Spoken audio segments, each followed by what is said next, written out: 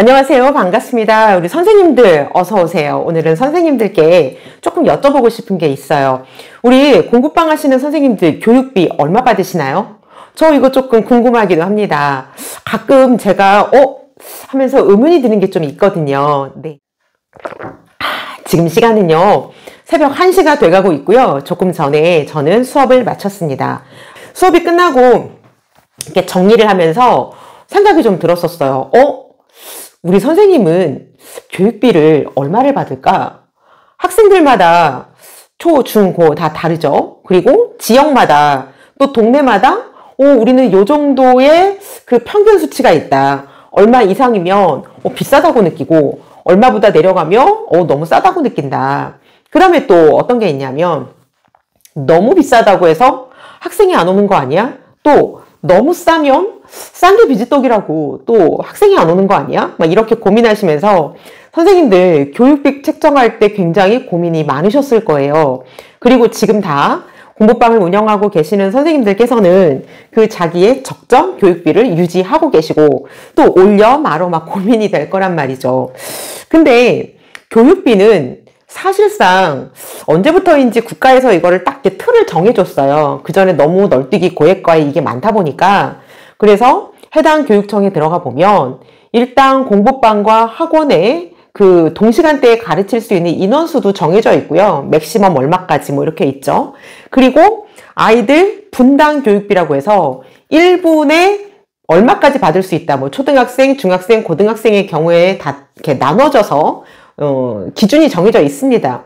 그러다 보니까 내가 맥시멈으로 이 인원을 이렇게 몇 시간 뭐 가르친다 그러면 계산기 두들기면 값이 다 나오죠. 그래서 뭐 큰 틀 안에서 벗어나지 않는다. 왜? 벗어나면 위법이 되니까 그렇게 보시면 될 것 같아요. 근데 제가 가끔 드는 생각이 선생님의 학력도 다르고 경력도 다르고 내가 어느 정도 기여하는 것도 다른데 교육비를 국가에서 딱 정해준 그 틀 안에서만 받는 게 너무 불공정하지 않나라는 생각이 들 때가 있습니다. 우리 선생님들은 어떠신가요? 네, 다 다르죠. 좀 이게 불합리하다라고 느끼는 사람 중에 하나입니다. 그렇다라고 해서 막 엄청난 고액을 받아야 된다 이게 아니고요. 이거는 철저하게 선생님들이 좀 정하셔야 될 문제라고 보거든요. 왜냐하면 모든 거는 다 수요와 공급에 따라서 가격이 결정이 되기 때문에 선생님들이 그 동네 수준, 내 실력, 그 다음에 내가 희망하는 것들, 내가 열과성을 다하는 것들 다 고려해서 정하는 게 저는 맞다라고 보기도 하거든요. 근데 또 터무니없이 높은 가격이 나오니까 이런 것들이 개입되기는 하는가 봅니다. 제가 또 말씀드리고 싶은 거는 뭐냐면 그러면 테두리 안에서 우리는 벗어날 수 없기 때문에 이 테두리가 있잖아요. 그럼 이 테두리 안에서 선생님들이 열심히 하셔가지고 최대치로 받았으면 좋겠어요. 네. 선생님들이 열심히 한다라는 전제하에 교육비를 최대로 풀로 받을 수 있는 거를 받아가셨으면 좋겠다라는 그런 개인적인 생각이 있습니다. 그리고 제가 이렇게 말씀드리는 거는 선생님이 아이들을 지도할 때 가르치는 것도 있지만 야 가르치고 땡이야 못 받아 먹으면 네 손해야 어쩔 수 없고 막 이렇게 하지 마시고 우리들이 아직 미성숙한 아이고 공부가 싫고 억지로 끌려온 아이들이잖아요. 물론 열심히 하는 아이들도 있습니다만 그러면 다시 오지 않을 그 학생들의 그 가치를 우리는 알잖아요. 그러면은 조금 심어줬으면 좋겠어요. 그래서 아이를 구슬려 보기도 하고 설득하기도 하고 논리적으로 왜 공부해야 되는지 설명해 주기도 하고 그래서 채찍과 당근을 가지고 그것을 잘 관리를 해서 아이들이 지금 이 중요한 타이밍에 정말 좋은 것들을 얻어갈 수 있도록 선생님이 최선을 다하시고 또 이거를 지식적으로도 많이 전달을 해준다면 그러면 저는 선생님들의 최고의 교육비를 받을 수 있는 것을 다 받는 게 맞다라고 봅니다. 왜냐하면 국가에서 정한 그 교육비가 결코 높은 수준이 아니에요. 제가 과외를 처음 시작했을 때나 지금이나 교육비가 똑같거든요. 시간은 20몇 년이 훨씬 지났는데 교육비가 똑같습니다. 그때에 제가 백화점에서 수업이 펑크 나가지고 시간을 때우다가 그 프라다 지갑을 하나 샀는데요. 그때 당시에 22만 원을 주고 샀어요. 근데 요즘에 프라다 지갑 하나 사려고 그러면 가격이 얼마죠? 그죠? 명품으로 비유를 해서 좀 그렇긴 한데 스크류바 얼마죠? 초코파이 막 크기가 줄어요. 그쵸? 그런 거 물가를 생각하면 절대 비싼 게 아니에요. 그래서 선생님들이 최선을 다하시고 아이들 최대치로 교육비를 받으시라. 네, 그 말씀을 드리고 싶습니다. 그리고 또 한 가지. 수업을 하다 보면 별별 일이 다 생기죠. 저도 이렇게 수업을 하다 보니까 부모님들하고도 케이스가 굉장히 많고 별 황당한 경우도 많이 있어요. 그에 대한 대표적인 예가 또 뭐가 있었냐면 학생이 공부를 정말 열심히 합니다. 그리고 학생은 너무나 이뻐요. 그런데 어떤 경우가 있었냐면 부모님께서 아빠가 주신 교육비를 엄마가 홀라당 쓴 거예요. 그래서 교육비를 안 주십니다. 처음에는 조금 늦어졌어요. 그런데 두 번째 달에는 더 늦어지는 거예요. 그러더니 이게 일주일 이렇게 미뤄지더니 두 아들, 딸이 저한테 다 공부를 했는데 그 당시에 제가 35만 원씩 교육비를 받았거든요. 그 둘이니까 70만 원이죠. 중학생이었는데 공부를 열심히 하고 학교에서 시험 보면 막 100점 맞고 애가 너무 기뻐가지고 막 이런 나이인데 부모님이 교육비를 안 주니까 제가 완전히 대량 난감한 거죠. 그래서 여러 번의 문자를 보내고 통화도 하고 했는데 부모님이 늘 사정을 뭐 이래가지고요 제가 다음 주에는 드릴게요 뭐 이렇게 하다가 결국에는 밀리다가 한 달 교육비 70만 원이 밀리게 된 거예요. 그래서 저는 한 달치가 밀리면 과감하게 수업을 스톱을 하거든요. 네, 제가 받을 수 있는 허용치는 딱 한 달까지입니다. 선생님들도 이거 한계치 좀 정해 놓으세요. 안 그러면 나중에 돌이킬 수 없는 후회가 됩니다. 자, 그래서 이제 수업을 중단을 하고 부모님이 차차 갚겠다고 얘기를 하면서 어쩔 수 없이 그 아이는 정말 다른 학원에도 못 가고 그냥 수업이 정체가 됐어요. 왜냐하면 아이들 통해서 얘기 다 듣잖아요. 그런데 저는 부모님이 돈이 없으니까 이제 사정을 이해했죠. 그런데 점점 괘씸한 거예요. 왜냐하면 한 달이 지나가도 돈을 갚지 않아요. 두 달이 지나가도 갚지 않아요. 그래서 기다리다가 연락을 하면은 선생님 제가 다음 달 5일까지는 선생님 제가요 갑자기요 뭐 이렇게 돼갖고서는 부모님이 돌아가셔가지고 제가 그거를 썼어요. 한 달만 더요. 나중에는 어떻게 됐냐면 아이가 축구하다가 다리가 부러졌는데 아이 축구하는데 병원비로 썼다라는 거예요. 그래서 보험료가 들어오면 주겠다고 했는데 기다렸죠. 그래서 보험료가 들어오는 그 날짜가 됐는데 보험료가 들어왔는데 통장에서 생활비로 바로 빠졌다는 거예요. 카드값으로. 그래서 또 한 달. 그래서 결국은 그 70만 원을 받는데 7개월이 넘게 걸렸고 금액이 52,000원. 이제 이체를 하면 통장에 기록에 남잖아요. 43,000원, 75,000원 이런 식으로 계속해서 나중에는 그거 제가 계산하는데 통장에 형광펜을 쳐보니까 형광펜으로 짜투리가 대체 줄이 몇 개인지 모르겠어요. 그래서 결국은 다 받지 못하고 아마 몇만 원 못 받았을 거예요. 그래서 그냥 제가 포기했습니다. 그런데 제가 그 괘씸하지만 그 돈을 다 받았던 이유가 왜 그러냐면 카카오 스토리에 보면은 여름 휴가 갈 거 다 가고 수원 본갈비 그 본점에 가갖고서는 몇십만 원씩 하는 소고기 갈비 다 사 먹고 막 여행 간 거 다 나오고 애들하고 치킨집에 가갖고 치킨 파티 하고 있으면 거기서 치킨 포장해 가려고 줄 서 있는 아줌마 가족들 다 만나고 막 이런 거예요. 그래서 너무 괘씸하다. 내가 이거는 받아야 되겠다. 그래가지고 끝까지 연락을 해갖고서는 네 받으려고 했습니다만 7개월 이상 되니까 저도 지치고 그래서 포기하고 말았습니다. 이런 사례가 있었고 또 두 번째 사례는 또 뭐가 있었느냐.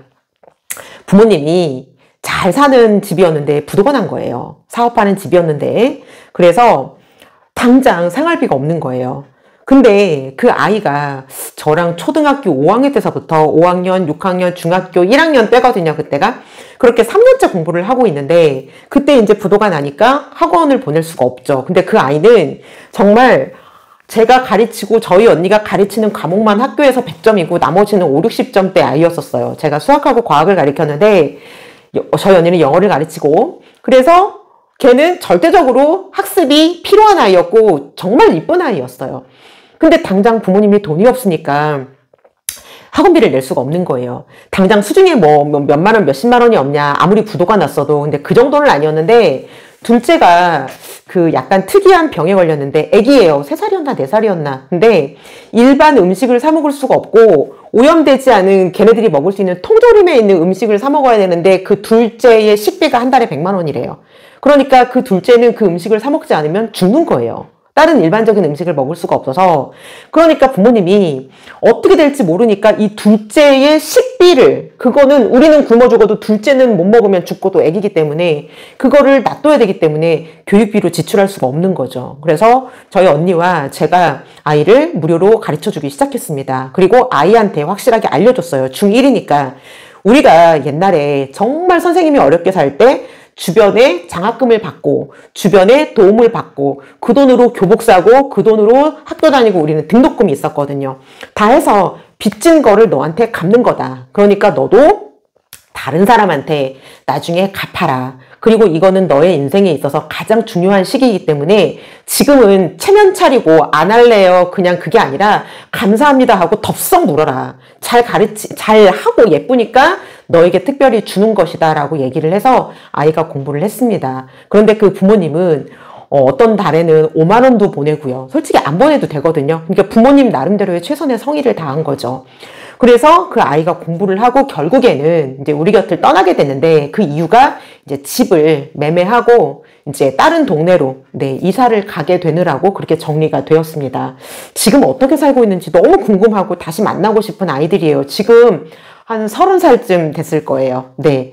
지금 같이 공부하던, 초등학교 때 같이 공부하던 그 또래가 지금, 연락을 하거든요. 제가 뉴질랜드 오기 직전에 29살이라고 했었으니까, 네, 맞는 것 같아요. 그리고 또 두 번째 케이스가 어떤 케이스냐면 여기도 아버지가 사업하다 망해서 이번에는 아버지가 집에 못 들어오고 빚쟁이한테 쫓겨서 가족들도 연락이 안 되는 그런 상황이었었어요. 얘는 고3이었고 제가 개인 과외를 했었는데 학생 집에 갔거든요. 근데 얘가 처음에는 수능이 4등급이었는데 수학이 정말 한 달에 10점씩 오르는 거예요. 미친 듯이 공부했어요. 그리고 얘가 잘 사는 집이었기 때문에 고액과외를 했습니다. 그래서 한 달에 그 100단위로 이렇게 되는 그런 과외를 했었는데, 몇백 되는 과외를 했었는데, 갑자기 그렇게 되니까 어떻게 돼요? 당장에 수중에 돈이 없는 거예요. 그래서 갑자기 갔는데, 그 한 달 낸 돈이 있잖아요. 그러니까는 간식으로 엄청난 음식을 주던 집에서 스크류바 아이스크림 하나를 주는 거예요. 다음에 가면은 비비빅 아이스크림 하나를 더우니까. 네. 그래서 그거를 선생님 드시라고 이렇게 주는 거예요. 그랬는데 아이가 얘기를 하는 거예요. 저 다음 달부터는 못해요. 선생님 오늘이 마지막이에요. 그래서 왜 이렇게 중요하고 너 10점씩 뛰는데 그 당시에 걔가 그 얘기를 할 때가 수학이 2등급 나왔거든요. 그러니까 아니야 내가 볼 때는 너는 1등급까지도 가능성이 있어 라고 얘기를 했는데 부도가 났다고 얘기를 해서 제가 아이한테 동일하게 너도 갚아라. 그리고 나서 제가 개인 지도를 해줬습니다. 그리고 올해는 못하고 내가 시간이 되는 시간 동안 너를 해주겠다. 그래서 한 2달 조금 넘게 해줬던 것 같아요. 근데 그 엄마가 아직도 기억이 나요. 너무나도 고마운데 엄마 얼굴을 볼 시간이 없는 거예요. 엄마가 동서식품의 공장에 취업을 하신 것 같아요. 그러니까 아침에 가서 저녁 때 퇴근을 하니까 엄마 얼굴을 볼 새가 없는 거죠. 그리고 통화로만 이제 소식을 전하고 고맙다고 하고 그랬는데 어느 날은 가면은 커다란 쇼핑백에 우리 동서식품에서 그 현미 녹차랑 커피 믹스 이거 나오거든요. 그 샘플 있죠. 커피 믹스 몇 개 들어있고 그 다음에 그 동서 현미 녹차가 4개인가 5개가 요만한 티백으로해서 나와요. 꼭 성냥갑보다 조금 큰 사이즈로. 그거를 한 상자를 쇼핑백에 까르륵 담아갖고 그게 몇십 개인지 모르겠어요. 그래서 고맙다고 그거를 주는 거예요. 근데 그 엄마의 마음이 느껴져서 너무 감사했었어요. 그게 안 줘도 되거든요. 그러니까 엄마는 자기가 할 수 있는 일 어떻게 보면 창피할 수도 있죠. 회사에서 그거 증정품으로 이렇게 제품에 하나씩 붙여갖고 나오는 그거를 어떻게 그거를 다 가지고 와서 아 이거 우리 선생님 드릴 거 없는데 요거라도 드려야 되겠다라고 표현을 한 것이었고 저는 그것을 지인들과 나눠서 아주 맛있게 딱 먹었습니다. 네, 아주 맛있게 동서식품 네 그런 일이 있었어요. 무슨 얘기를 하고 싶으냐. 선생님들 수업하시다 보면 정말 별별 케이스들 다 겪죠. 그런데 정말 이렇게 괘씸한 케이스들은 교육비 꼭 받으세요. 꼭 받으시고 그거는 부모님들하고 계속 포기하지 마시고 저는 마지막에 포기를 했습니다만 네 그거는 꼭 받으셔야 할 돈이에요. 우리가 어떤 마음으로 어떻게 수업 준비를 하고 아이들을 사랑으로 품고 지도하는데 꼭 받으세요. 그리고 두 번째는 가정 형편이 너무 어려우신 아이들 있죠. 특히 생계가 좀 위협받는 흔들리는 경우 내가 가르쳤던 학생이 갑자기 집안에 무슨 환자가 생겼다던가 아니면은 그렇게 뭐 이제 사업이 망해갖고 심각한 경우에 있다던가 이제 이런 경우 학생이 정말 열심히 하고 이쁘다. 아우 돌봐줘야죠. 그래서 선생님들이 가진 것 재능이라고 생각하시고 플로우 시키세요. 그러면 그 복은 다 선생님들께로 돌아옵니다. 그래서 그 정말 필요한 우리 배우는 거 타이밍이잖아요. 이거 놓치면 돌이킬 수 없다는 거 아시잖아요. 그래서 선생님의 재능 그렇게 좀 힘든 가정에 있는 아이들한테 조금 나누시고 무료 수업도 진행해 주시고 네, 그렇게 하셨으면 좋겠어요. 네, 절대 모른 척 하지 마세요. 자, 이제 중간고사 기간에 선생님들 지금 한참 막 파이팅하고 막 불사르는 그런 상황에 있는 거 다 압니다. 저는 이렇게 편안하게 있지만 우리 선생님들 응원하고요. 힘내시라. 힘내시고 잘 버티시고 네 중간고사 이후에 좋은 결과를 얻어가셨으면 좋겠습니다. 공부방 선생님들 열심히 하셔서 네 대박 나세요. 네 들어주셔서 감사합니다. 다음 영상에 또 찾아뵙도록 하겠습니다. 고맙습니다.